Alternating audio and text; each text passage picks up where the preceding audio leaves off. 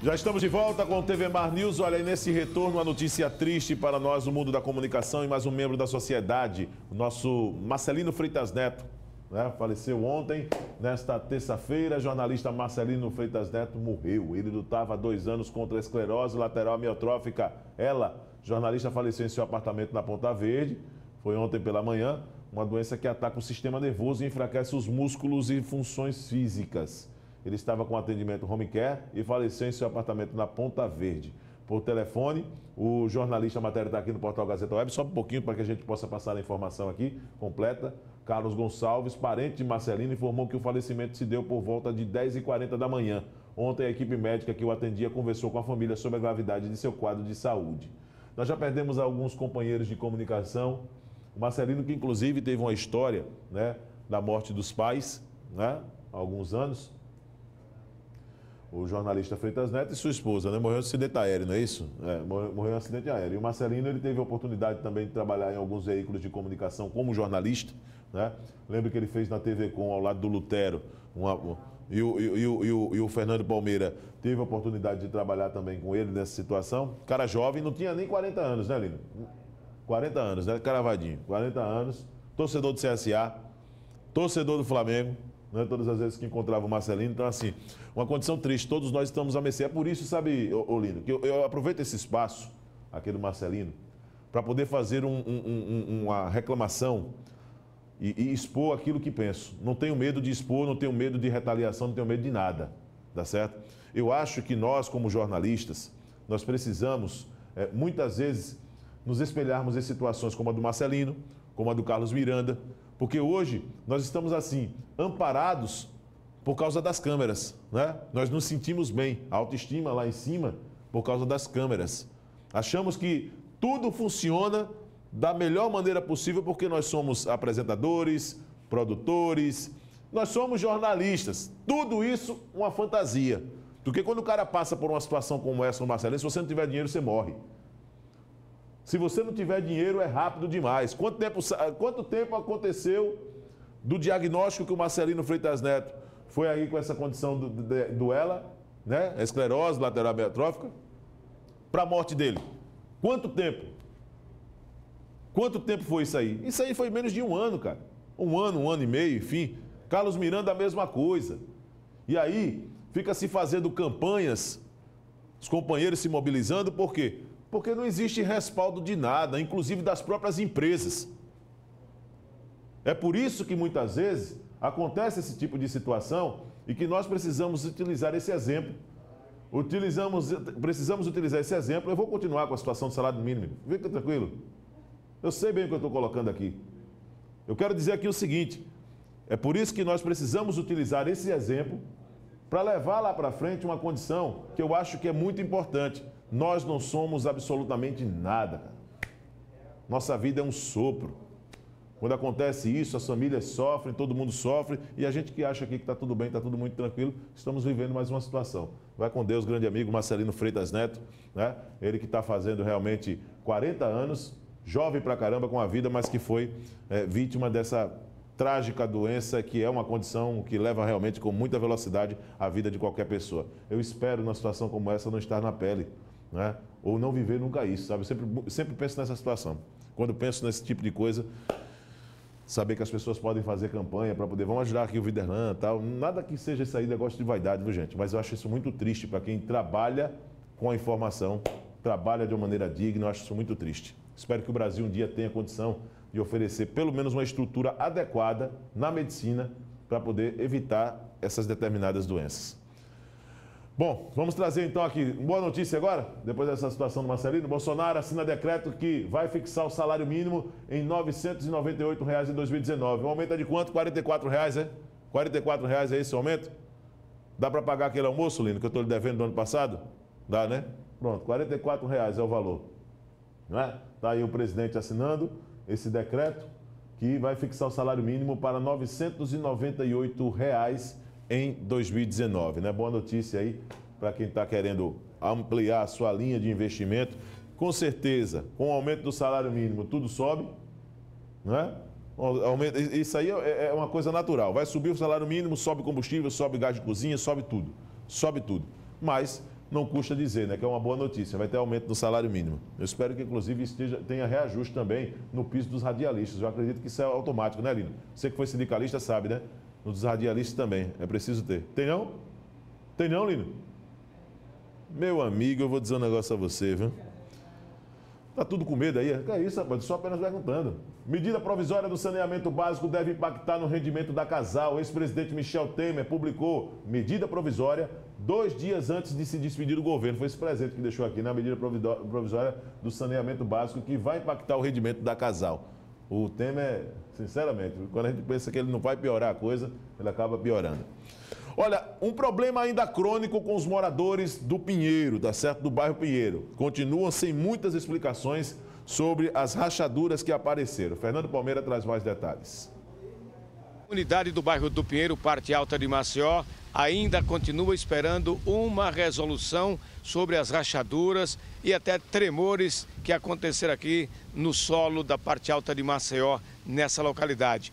Apartamentos, casas foram abandonadas, muitos até fecharam as rachaduras e continuam aguardando apreensivos a resposta de técnicos abalizados para dizer os reais motivos. Chegaram até a aventar devido à exploração do salgema por parte da Braskem, coisa que ainda não foi confirmada e nem tampouco descartado. Mas o prefeito Rui Palmeira garante que a partir do início de 2019, técnicos que chegarão por parte também do governo federal, que segundo o prefeito tem sim responsabilidade com essa situação, virão para diagnosticar e buscar uma solução definitiva para que não tenha risco a comunidade de desabamento e novas rachaduras. Aqui eu estou com o da Paz, que é líder comunitário da região, e ele nos fala sobre esse momento de apreensão do pessoal e essa expectativa ainda. É verdade, né? Todo mundo está aqui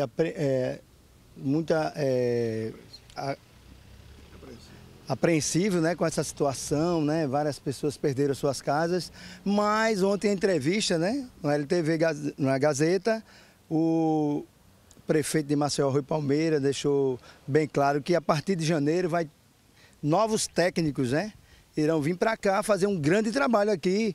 E aí também aquelas pessoas que perderam suas casas, que estão ainda com estão para perder as suas casas, apartamentos, eles vão ser remunerados, né? Essas pessoas vão receber alguma coisa da parte da prefeitura. Ele garante que vai dar uma resposta em março, né? Isso aí então deixou a população aqui do bairro do Pinheiro mais tranquila em respeito a isso. No dia 15 de fevereiro, a Defesa Civil esteve na residência, em algumas residências que apareceram as primeiras rachaduras, e instruíram as pessoas a desocuparem naqueles imóveis que apresentavam qualquer tipo de risco de desabamento, por exemplo, priorizando a vida. Até então, está sendo feito vários estudos, a CPRM entrou no caso, inclusive começaram a divulgar relatórios oficiais e eles estão tentando descobrir o que é que tem. Não há dúvida que o problema é muito sério, mas ainda não chegaram a um denominador, quem é o causador, se tem causador específico, se não tem. Mas a população, quer queira, quer não, fica na ansiosidade porque tem uma história de vida, tem os seus patrimônios que estão sendo destruídos gradativamente. Dia após dia, as rachaduras continuam evoluindo e surgindo novas rachaduras também. Agora, qual a sua expectativa de ter uma solução para isso, saber o motivo e cessar a engenharia, garantir que não vai ter mais problema, ou essa casa ser destruída definitivamente para evitar problemas e você ser indenizado pelo poder público? Até então não se fala indenização, mesmo porque não se sabe qual o real problema que tem. Então o fato é que alguns imóveis estão inabitados por oferecer risco de desabamento. Mas a partir do momento que você descubra o que é que tem, você tem uma casa que não pode ser nem reformada, muito menos demolida, porque você não sabe o real problema. Então não tem como você fazer uma estrutura se você não sabe qual a causa. Então a partir da descoberta da causa é que aí você vai poder analisar o que é que realmente você tem que fazer, qual o caminho ou as medidas que você terá que adotar. Você teve que se mudar, foi para uma outra casa, já tinha patrimônio ou teve que construir, alugar, comprar, adquirir outro imóvel? Como é que foi a situação, a saída para essa situação? Não, O imóvel, no primeiro momento, nós tivemos que alugar um apartamento e depois nós mudamos para outro. Mas por se tratar de um bairro onde não tem muita opção, mesmo porque a grande maioria dos prédios das casas estão com o mesmo problema, você acaba não tendo muita opção, tendo que mudar para longe, mudar toda a sua estrutura de vida, toda a sua estrutura familiar por causa das consequências. O que os moradores querem é a solução aqui para esse grande problema, né, que está acontecendo. A mesma expectativa de todos que aqui moram e que querem, na realidade, uma saída definitiva. A expectativa é de que esses técnicos cheguem já no começo desse ano para um diagnóstico e aí definitivamente se resolver todo esse drama vivido pela comunidade do Pinheiro. De onde falou Fernando Palmeira com as imagens do Flávio Santos para a TV Mar da organização Arnone Melo no canal 25 da NET. Pois é, né? É um problema que só sabe quem passa, né? Essa turma já passou da hora de resolver esse problema, de identificar o porquê dessas rachaduras nessa região aí do Pinheiro. Várias matérias sendo feitas, mas solução que é bom até agora, nada. É isso que os moradores esperam, solução. Não tem faltado espaço nos veículos de comunicação. Já acompanhei relatos, denúncia de vários veículos de comunicação, mas a solução, a resposta concreta fica por conta do poder público. E até agora, nada que pôde ser colocado como fato concreto e até de ressarcimento para esses moradores, proprietários desses apartamentos, das residências nessa região aí do Pinheiro, até agora continua esperando, na verdade, né? Não tem nenhum tipo de expectativa para receber, prazo para poder receber esse dinheiro, ou se vai ser reformada a residência, enfim, para que eles possam seguir a vida deles. Até agora, nada concreto nesta situação. Bom, estamos chegando aqui à reta final do TV Mar News e, naturalmente, é o momento de conversar de esportes. Vamos tratar de esportes aqui. Eu já espero o nosso analista Alexandre Lino para trazer informações aqui com os pitacos dele. Em uma temporada que só começa com os clubes se preparando, início de preparação para um campeonato alagoano que já está batendo na porta no finalzinho do mês. Dia 15, uma semana antes, tem a Copa do Nordeste. Então, os times se preparam, mas já tem competição que começa hoje também, não é? Não uma competição em caráter profissional, mas é profissional sim em termos de estrutura. Estou falando da Copa São Paulo de Juniores, que começa hoje. Alexandre Lino aqui no estúdio. Tudo bem, Lino? Um grande abraço para você. Seja bem-vindo mais uma vez. Nosso analista, feliz 2019 para você. Eu também. Fala um pouquinho a respeito dessas competições. Temporada começando, já tem competição também em andamento, não é verdade? Isso mesmo. Estamos em 2 de janeiro, um feliz 2019 para você que está ligado na programação da TV Mar, assistindo ao TV Mar News e torcendo para que este seja um ano tranquilo, de bons resultados, de sucesso, que a gente possa, sim, ter um ano feliz, que é o desejo de todo mundo. Ano começando, futebol começando também e, como a gente já sabe, janeiro é mês da Copinha, principal competição que revela talentos no mundo do futebol brasileiro. Grandes craques estrearam na Copinha e hoje estão pelo mundo afora. Cinquentona, viu? 50 anos de Copinha. Copinha que tem joias. Tem jogador que já foi vendido para futebol inglês, tem jogador que já tem multa de 300 milhões, tem time que viajou só com passagem de ida, Meu só Deus. com passagem. São as dificuldades do mundo do futebol, a gente tem as histórias que o futebol traz e tá aí a Copinha. Corinthians é o maior campeão, seguido do Fluminense e depois do Flamengo. Essa Copa movimenta o mundo do futebol, enquanto está esse período aqui de pré-aquecimento dos clubes. Sim. E aí a gente tem 3 alagoanos participando da Copinha esse ano. Os tradicionais CSA e CRB e o FF Sports, de Porto Calvo. Pois Tá é. aí o FF Sports vai jogar a Copinha e a gente tem a tabela. O FF Sports estreia jogando contra o Sport Recife. Amanhã a tabela da Copinha. Estreia amanhã contra o Sport Recife. O FF Sports. Isso. O CSA está no grupo 16. Azulão no grupo 16. Vamos lá, vamos descer? 16, Pode José. descer. 16, José. Isso. Grupo 16. É porque, assim, sabe? Aquela coisa. 16. Estamos esperando. Vai chegar. Oral Touch. Sim, isso. O CRB está no grupo 16. Deixa eu consertar a informação. Estreia contra o Figueirense também amanhã, dia 3. Certo. Também na quinta-feira, dia 3.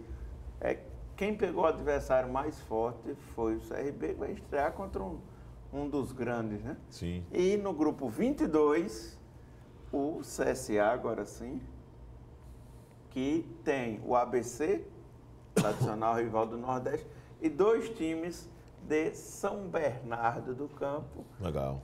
E aí os jogos são em São Bernardo. Não vai faltar São Bernardo na vida do CSA, que fez uma preparação no litoral norte alagoano. Os meninos vão estar bronzeados, vão estar preparados para o sol. E também estreia na quinta-feira, às 13h45. O Galo estreia às 16 horas. Nós vamos estar acompanhando, né, a Copa São Paulo, trazendo no decorrer dos programas aqui a movimentação e o desempenho dos nossos clubes, né? Isso mesmo. Vamos ver se a galera pelo menos passa de fase, né? Porque geralmente é difícil, é difícil. Futebol da Alagoas quase só passa sempre... um, né? Só passa o primeiro de cada grupo e tem um índice dos segundos colocados, São né? 128 equipes. Eu acho um exagero, mas tudo bem, né? Eu acho que incentiva as categorias de base, né? Tem muitos clubes que só funcionam com as categorias de base. É verdade, é verdade. A gente encontra muita gente que não tem condições financeiras para levar uma molecada dessa. Tem que levar nada 18 jogadores. A competição ela reúne tanto clube que o cara pega do céu ao inferno, né? Você vê equipes com estrutura e equipes totalmente sem. Clubes convidados de outros países, inclusive. É verdade, teve anos sim. Teve anos que teve esses atrativos mesmo. Torce aí para que seja de sucesso a caminhada tanto do CSA, do CRB e também do FF Sports, essa que tentou, né, subir para a primeira divisão, mas não conseguiu e ficou pelo meio do caminho na primeira divisão do Alagoano. E se a gente está falando de primeira divisão do Alagoano, tem que falar de CSA e CRB. Os dois apresentam hoje os seus elencos. O CSA está começando agora, neste exato momento. Se você está assistindo na reprise, a gente vai trazer mais para frente quem são os nomes. Está tendo um evento ao vivo lá no Mutange, com a apresentação dos jogadores. Está aí o presidente Rafael Tenório, apresentação dos jogadores. O João Carlos aí que estava no CRB. Caiu bem. Caiu bem. Jogadores foram para a academia, o Cláudio está reunido com o elenco. Quer dizer, o tempo real do Globo Esporte é muito bacana, né? Muito bacana, um trabalho primoroso da galera do Globo Esporte. Também faz parte da nossa OAM, Vivi Leão, um beijo para você, Vivi. Um beijão aí para Vivi Leão. E o seu CSA apresenta os jogadores. Hoje o CRB também apresenta o elenco. Hoje está aí, treino marcado já para quarta-feira. Olha aí, CRB estreia contra o Bahia. Apresentação daqui a pouquinho, sem a imprensa, e já à tarde, sim, aberto para os jornalistas, para os radialistas, os que cobrem, os blogueiros que cobrem a vida do Galo. E aí a gente tem promessas, ainda está sem atacante, está ali paquerando lá o Gamalho, pode ser que venha, pode ser que não venha. Vamos esperar. Vamos aguardar. Se vier, aí vai ser um cara que jogou no Asa, no CSA. Isso mesmo. Se vier, também vai fazer a trinca, né? É verdade. Jogou nos 3 maiores clubes de futebol agora. Muito bem, Alexandre Lino, daqui a pouco também de volta aqui conosco, né? Acompanhando sempre, vai continuar a produção, mas também sempre no canal Esportes com a gente, né? 2 de janeiro, hoje é aniversário do Cruzeiro. Aniversário do seu Cruzeiro? Isso mesmo. Vai vender o Dedé pro Flamengo mesmo, Tá de palhaçada, né? Tá de palhaçada, né? Legal o Dedé pro Flamengo, brincadeira, né? 98 anos, 98 Cruzeiro? 98. Daqui a pouco um centenário, né, do Cruzeiro, né? Vamos ver. Lino, um abraço pra você. Vamos terminar o programa? Simbora? Primeiro programa de 2019, né? Quero deixar um grande abraço para a galera que nos acompanhou desde 8h30 da manhã. Vem aí mais um campeão na programação da sua TV Mar. Sobe a letrinha! Sobe.